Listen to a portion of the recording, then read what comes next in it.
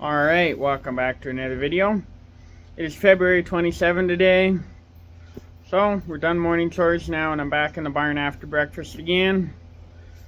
But, today, I'm going to work on the dairy barn a little bit for the morning. So, I'm over here right now. But, what I'm going to be working on this morning to get us started is we have our heat time collars here. There's 4 of them and there's these little tags on them that we're going to be switching out. So what I generally do is I just cut the old ones off. And over here we have 4 new ones to go on.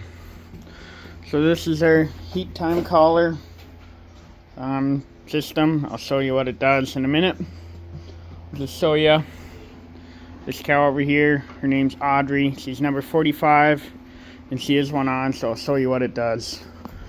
We'll go over here in the milk house.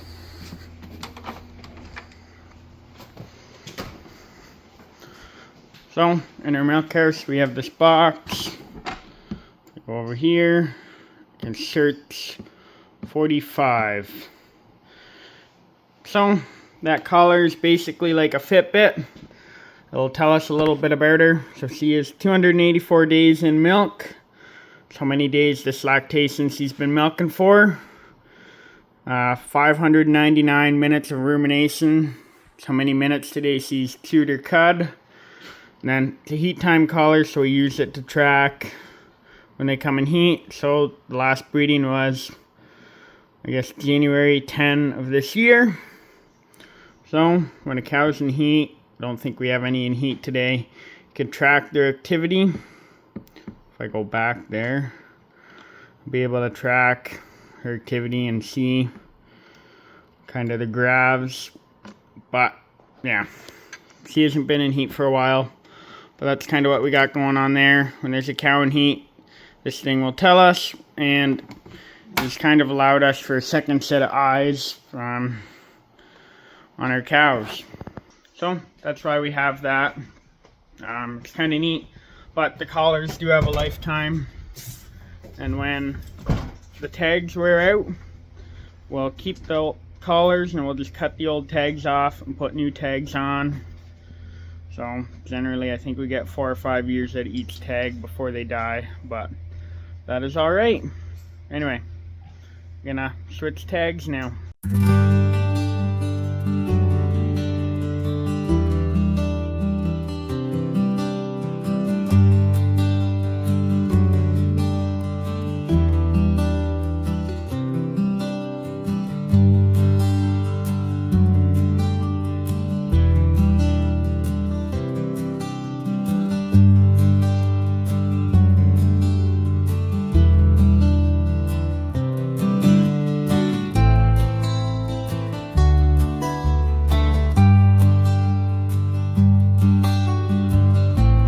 There we go. So 4 collars fixed. So simple as that. Just cut all the old tags off, throw them out. I find that's the fastest way. Rather than struggling to get them off, we just cut them apart a little bit. Then they come out. And then put all the new ones on. Took about maybe 20-25 minutes to do. Alright, we're back in the shop now. Today I'm going to finish changing out pickup teeth, or at least I hope to if I don't get distracted. There's a couple other things we have to do today. Our milk samples are getting picked up today, so there'll be that, and we got to go vote today as well. It's the Ontario election today, but hopefully I can change out all the pickup teeth today. I don't know if I'll get all the guards back on, but baler's not really a priority, or the corn head. It's just if I can keep slowly working away at stuff over the next month or so on both of these, then they'll be done. Yeah, slow and steady. So if I can find half an hour to an hour every day to work on them, that's a win. Anyway, I'm gonna try and finish changing out pickup teeth.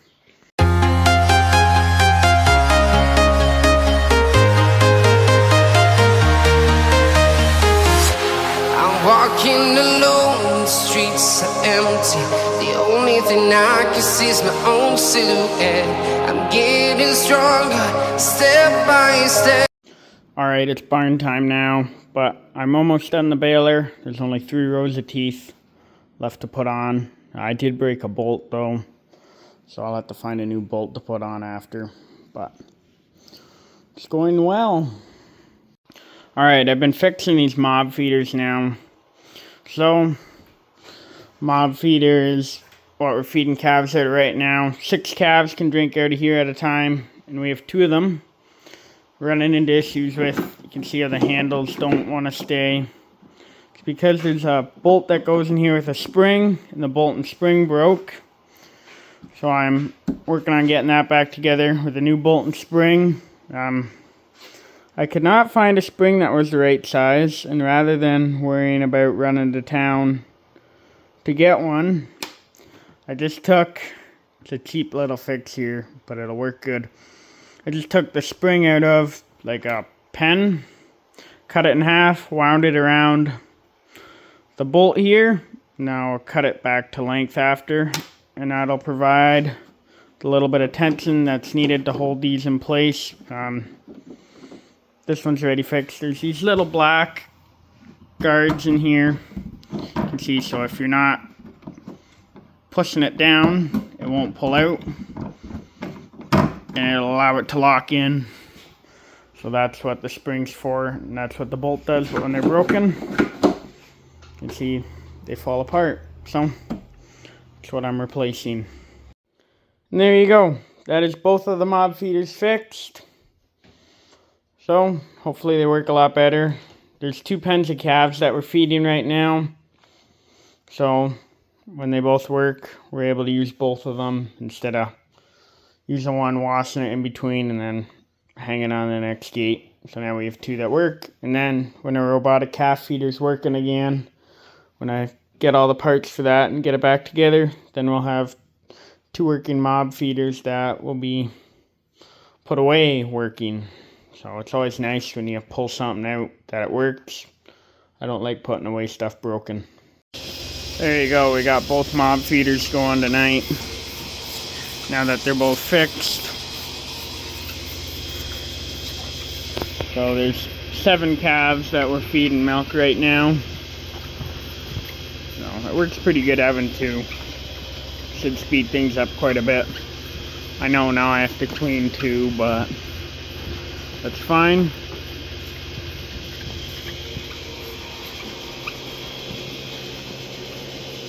But hopefully we'll only be at it this way for another week until we get all of our parts for our robotic calf feeder again. We've been talking back and forth, trying to get everything sorted, what we all need. So we waited quite a while for one of the arms, but it's finally here, and now we're just getting a couple other odds and ends together.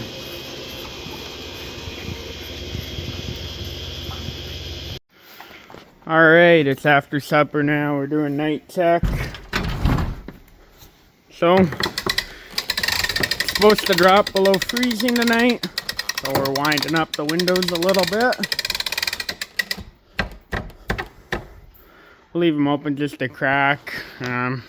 We'll still have our vents open as well, but I just don't want any frozen water in the morning. So when we set the windows a little bit, we avoid that.